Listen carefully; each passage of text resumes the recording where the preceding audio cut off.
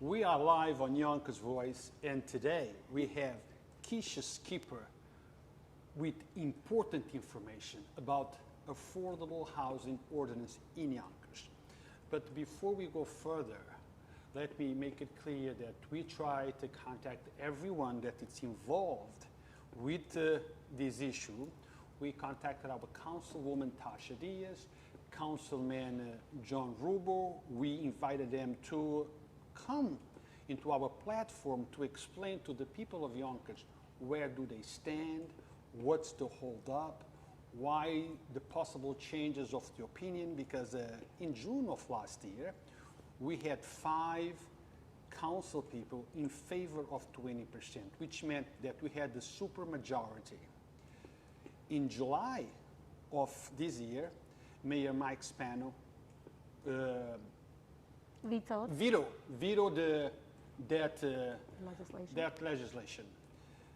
But he said that let's take a recess and come back to it after the summer. After the summer, they went back. Now it looks like Councilwoman Tasha Diaz and Councilman John Rubo might no longer be 100% in favor of. I'm not saying they're not, I'm saying they might not be.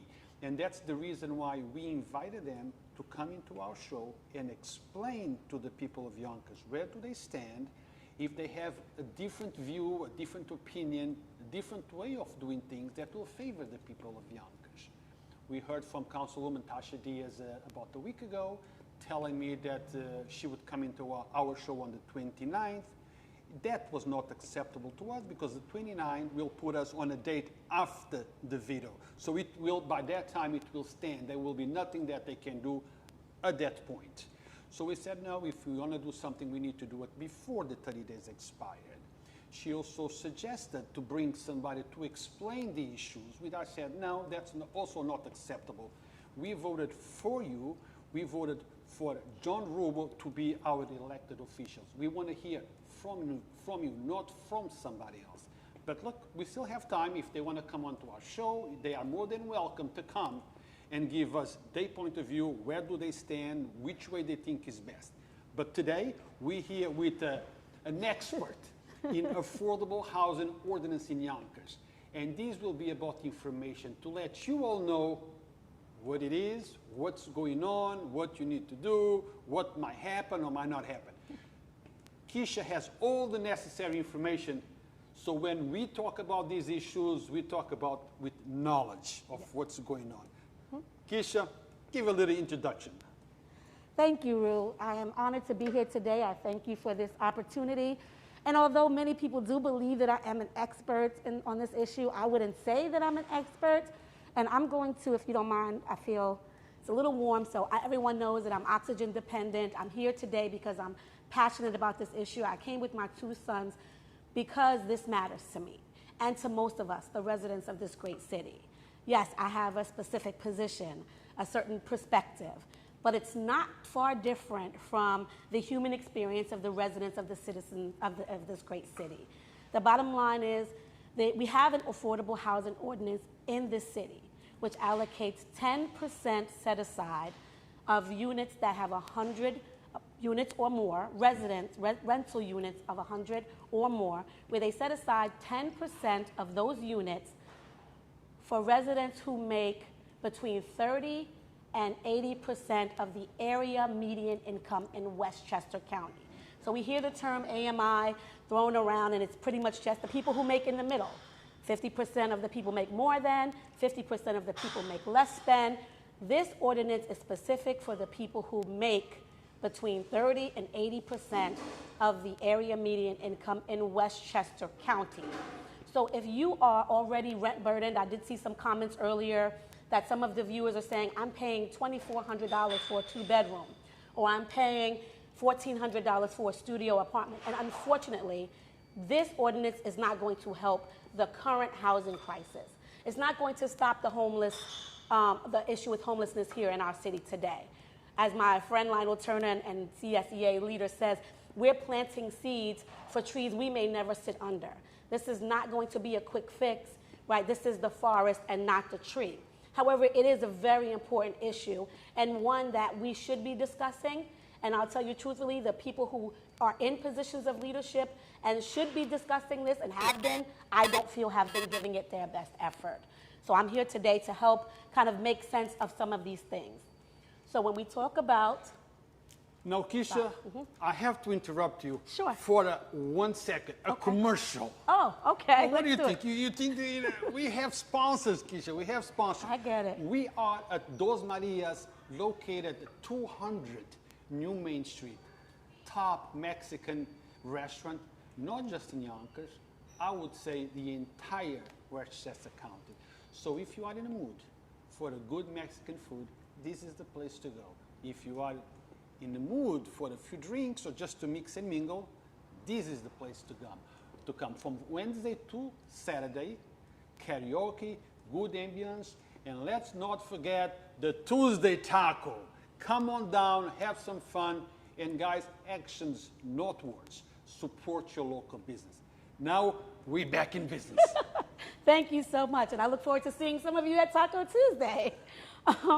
So back to the Affordable Housing Ordinance in Yonkers. In 2013, a majority of the City Council passed the current ordinance, which I said is 10%. And the most recent, the supermajority of our current City Council voted to increase the set-aside, the number of units, from 10% to 20%. Now, some may say that they didn't agree fully at the time, but they voted for it anyway, and why you did really doesn't matter to me. The fact that you did is where we are. And we have a legislative body of government, a supermajority that voted on legislation that has since been vetoed by the mayor. And so here we are now, as Ruth said, months later, and 2 days, or 1 day, before the final opportunity to vote to override the mayoral veto, and we're still having the same conversations that we were having in June, and frankly, the same conversations that I've been having since 2012. Our mayor has been consistent on this issue that he would not agree to a 20% increase. And different reasons have been given. Banks won't loan. They said it's not the developers. The developers can't make as much.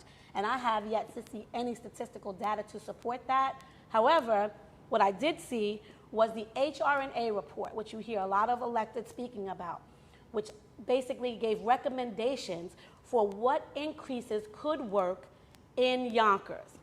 With the 20% set aside, they said there would be deeper affordability, right? We would have to give 70% in tax breaks. A 10% set aside, which is what we have now, would require a 35% tax break. 13% set aside wouldn't require a tax break, but a density bonus, which would require us to allow developers to build a little bit higher. And then there's the 16% set aside that says we would only have to give a 40% tax abatement and a 15% density bonus. So I guess the question would be, why, if not 20, why not 16? Which is what your report, right, the consultants that you asked, the professionals, the experts that you asked to come in and help us on this issue recommended to you. And that is a question that you, the viewers, would have to ask your mayor and those council members who, for whatever reason, may not be in favor of the 20% set aside. So when we talk about the set aside, the number of units that will be available, and as I mentioned, if you're already rent burdened, if you're already paying a large amount of money or more than 30% of your income and in rent, this ordinance will not solve that. It's not going to solve the current housing crisis. It's not going to house our homelessness. But what it will do is create opportunities going forward, developments that will be developed going forward, to allow those of us who make between 30 and 80% of the area median income to have safe, decent, quality, affordable housing, which everyone deserves. And so when we talk about percentages, people want to know, what are those numbers?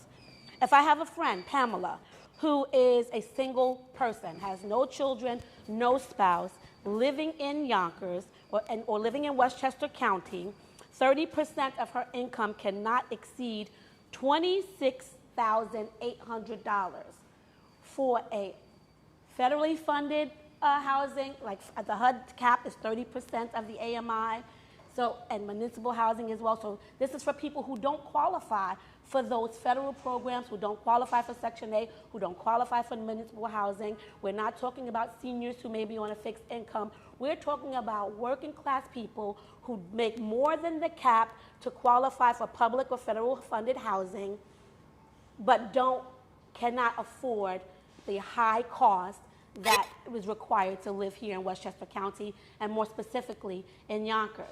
And even the proposed ordinance, or even at least conversations that I've had with the administration and other legislators, the number is around 14% set aside, with 60 to 80% of the area median income. That's for people who are making $70,000, $80,000 a year, which is far above the area median income where we live, right here in Yonkers. And so even discussions that don't include what we make here in Yonkers is a blatant disrespect and disregard to the working people who keep this city running. I'm not sure if you were able to hear at the public hearings, but we're talking about the city council staff, the mayoral staff, the people who work at the DMV, the people in the clerk's office, our bus monitors, our teachers' assistants. These are the people who should very well be able to find decent, quality, affordable housing where they live and work. And unfortunately, that is not the case at this time. So I'll take a break now to see if there's any questions in the live before we go into to look at the numbers. I gave an example about Pam. Now, Kisha, right now we still don't have any questions, but I see a lot of people are watching this. Okay, that's great. Now, when you're on the street and people approach you to talk to you about housing, what is the majority of their concern? What are they concerned? What are the questions? Because maybe some of those questions are the questions that people who are watching us have. Right. So please tell us a little bit about that. So one of the questions that I get is why, when we talk about the AMI, the area median income in Westchester, is it based on a family of 4, right? The assumption is that there's a mom working, there's a dad working, and maybe 2 children when you think about a family of 4. And the AMI in Westchester for a family of 4 is $127,500, right? But if you're a dad making, $60,000 and a mom making $60,000, then that's not too far off. But if you're a single mom with 3 children, right, and your income is $40,000, then that's a far off. And so people often want to know why the assumption when we're talking about a family of 4. And I give my example, as people know that I worked as a city council staff member. This was back in 2012. A single mom with 2 sons made $42,000 a year at that time. And so I did not qualify. I was over the 30% to qualify for HUD funding and municipal housing, but could not afford, the market rent at that time for a 2-bedroom was around $1,500, $1,600, where 30% of my income at that time would have been $1,050 a month. But I couldn't find a decent, quality, affordable unit for myself and my child. I think I only had Kyle at that time, for $1,050. And to date, those numbers have increased, but the salary, unfortunately, has not as much. So a lot of the questions come from, why are we using the AMI in Westchester as opposed to the AMI in Yonkers? And I've heard a different number of responses. The banks won't loan if we use our local AMI, et cetera, et cetera. But the reality is, our local government, the legislative body here in Yonkers, our administration has to take into account that the Yonkers AMI is not equal, not comparative to the Westchester County AMI. And so when we talk about set-asides, we should also be talking about lowering the percentage of the AMI that is going to be used in whatever ordinance is decided upon, to make sure that we talk about those of us who live here. Now, Kisha, I have a statement here from Kellen Elizabeth Marie. Well, Kellen, I don't think that Kisha can speak on behalf of council bodies, but I will ask her the question and she can answer in whatever way she sees best. So, does she feel that 20% is too much? That's a question for you. Did the council just throw out a number of 20% without doing their due diligence in researching of it? That was a 2-part question. Yes. The answer to your first question is no. I do not believe that 20% set aside is too much. I don't think that 20% set aside is enough. And the second part of your question was, did the council members make decisions without doing their due diligence? I can't speak to that. What I can say is what I did personally was I sent every council member, current council member, the Leviticus report. I sent every council member the HRNA report. Those who said they hadn't seen it, I reminded them of what it said. I have participated in almost every meeting with Community Voices Heard, with each of the council members to explain my position and why I feel the way that I feel, and they have had more than enough time since the legislation was introduced by Shanae Williams and Mike Cater, they've had at least 6 months or more to review any and all data, caucus about it.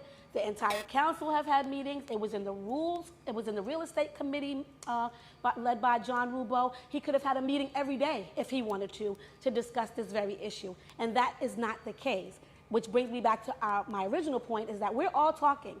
And housing is a huge issue and has so many facets. But we're all having the conversation.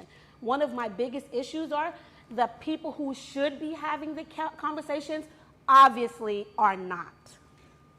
So let me make it clear that we have spoken to all council people. We spoke to Corazon Pineda. She said that she's steadfast on the 20%. We spoke with Shanae Williams. Actually, it's on record. We interviewed her maybe about 2 weeks ago.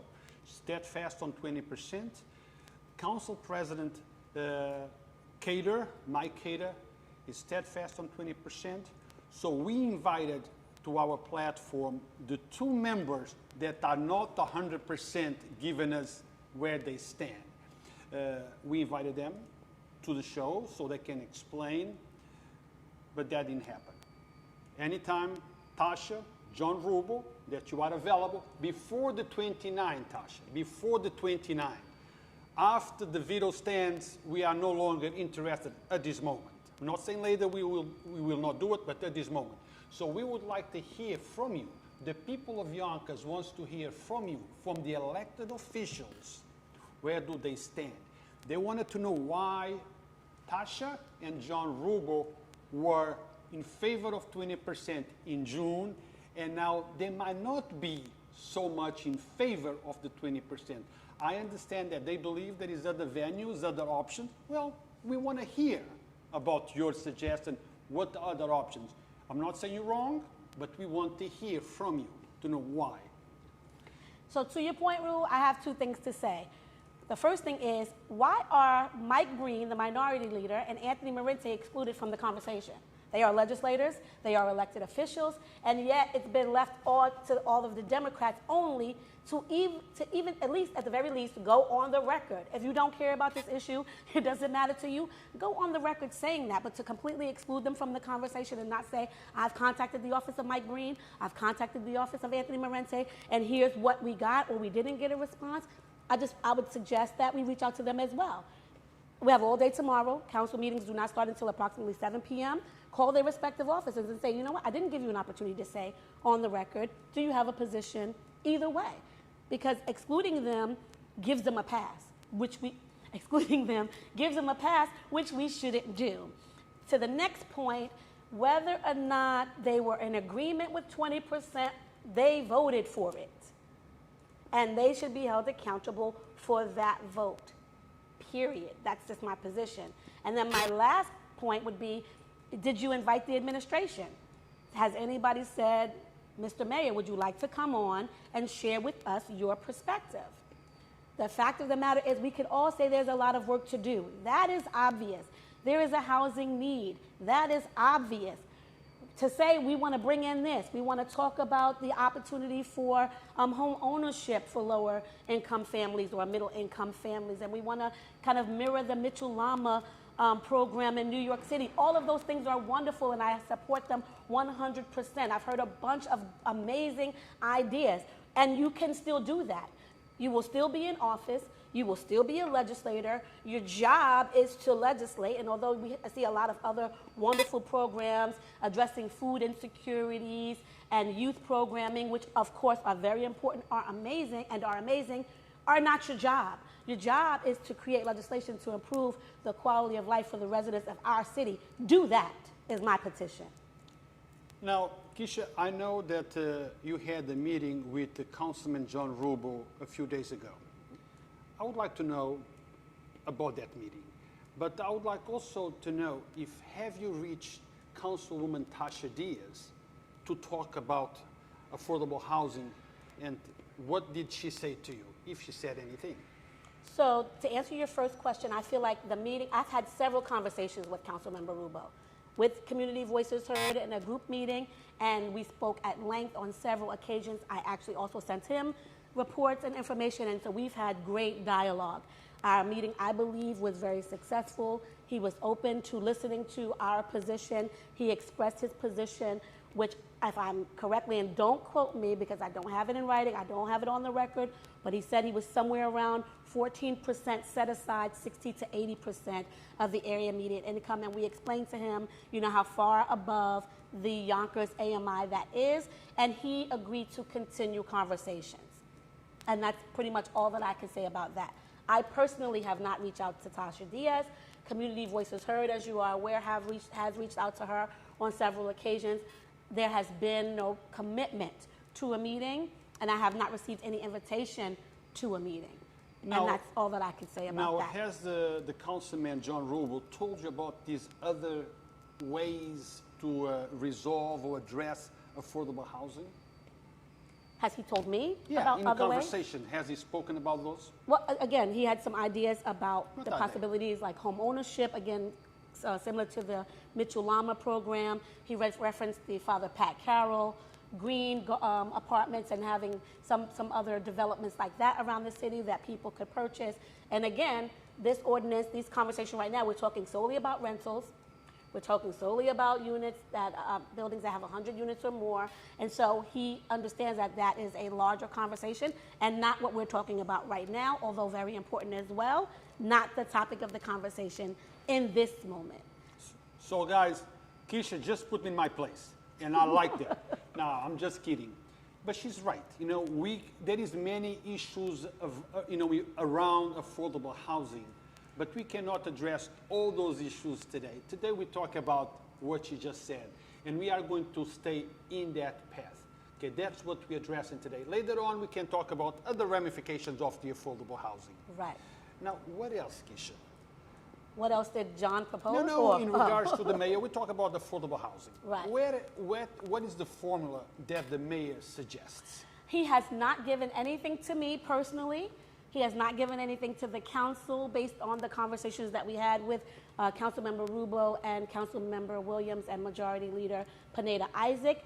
There has been no formal response to what was proposed. CVH did have a meeting with Mayor Spano. We had two meetings with Mayor Spano. The very last one with Jim Kavanaugh and Lou Albano joined as well. And we talked about the HRNA report and the suggested set-aside. I do believe that some eyes were opened in that conversation and that the mayor said, let's take a look at some of what Kisha brought up today. So he didn't say, I'm not talking about it, I'm not addressing it, I'm done with this conversation.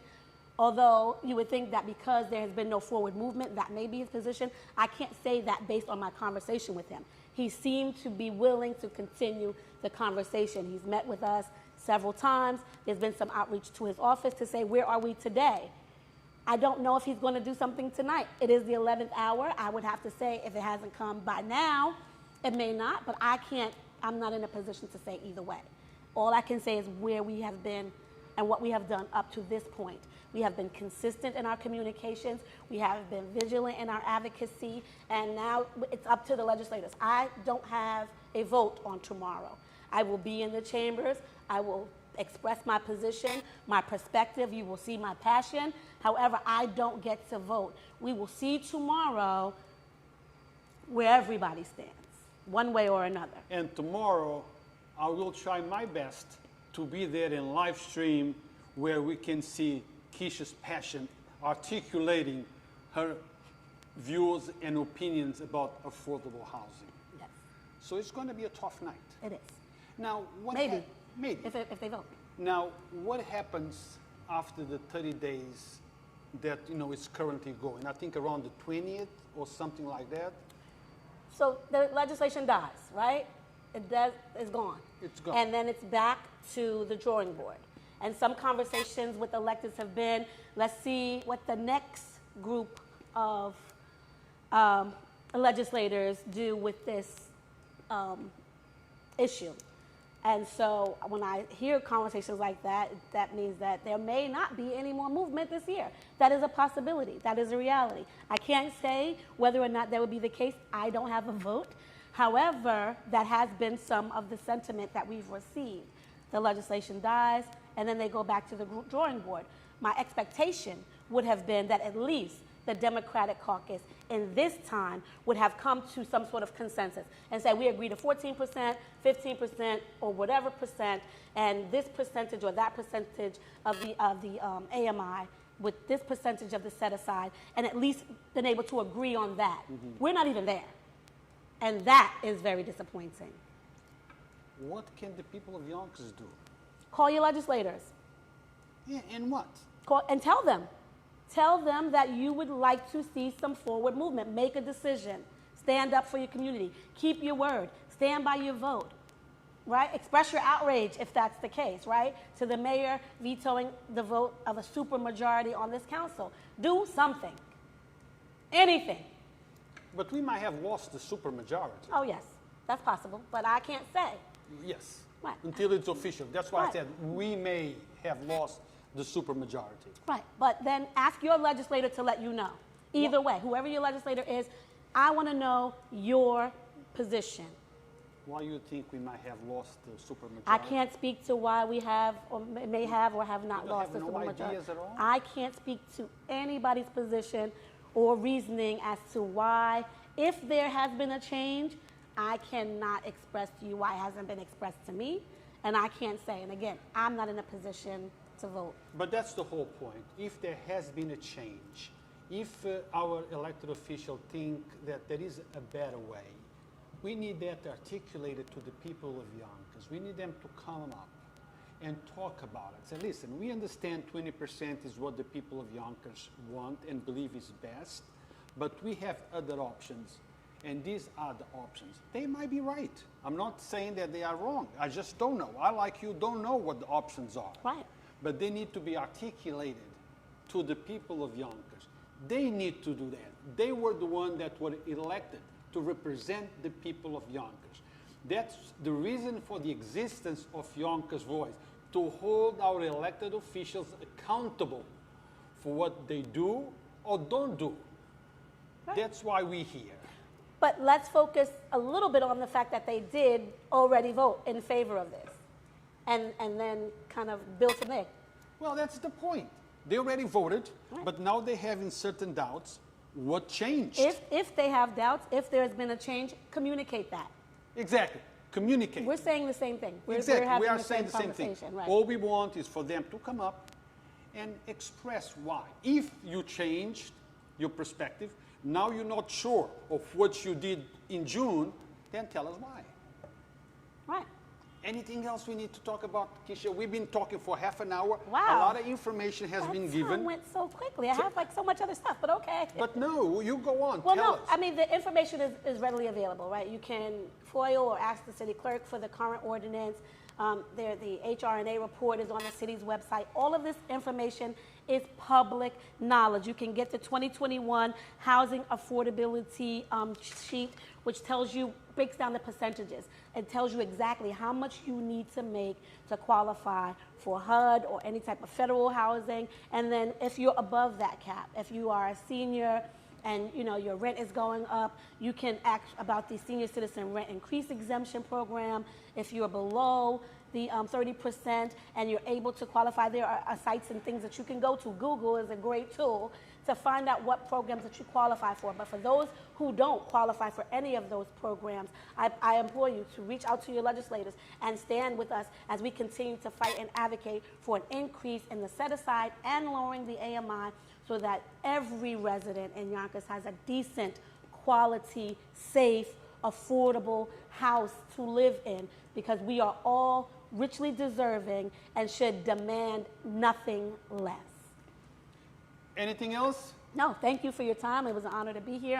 I'm grateful for the opportunity, and I'm available on social media, or just call me. My cell is public now, so you can call me if you have any questions. I'm hoping that I answered some questions. I don't know if you want to do a last-minute check to see if anyone asked anything, but I'm here and more than willing to help out in any way that I can. Well, I need to do my disclaimer, as You I think? always do. Guys, remember that Yonkers Voice does not support or endorse any political candidate, political position. Yonkers Voice is just a platform where you, community leaders, community members, can come on and articulate things that you feel the community needs to know. So anyone, all of the elected officials, if you want to come on and talk about this important issue, more than welcome. You know how to reach me. Reach out to me. Let's set it up and let's do it. Don't give me the runaround. Let's just do it. Actions, not words. That's what really matters. Kisha, thank you very much. Will, thank you as well. And if you have anything else that you need to talk about, that the community needs to know, please reach out to us. We will be in contact. Absolutely. And we will be on Yonkers Voice. Thank you all for watching. Until next time, enjoy your holiday, your Columbus Day for those that want to, or whatever. Indigenous Peoples Day. Yes? Okay. So thank you for watching. Until next time. Be Thank well. you, Kisha. Thank you.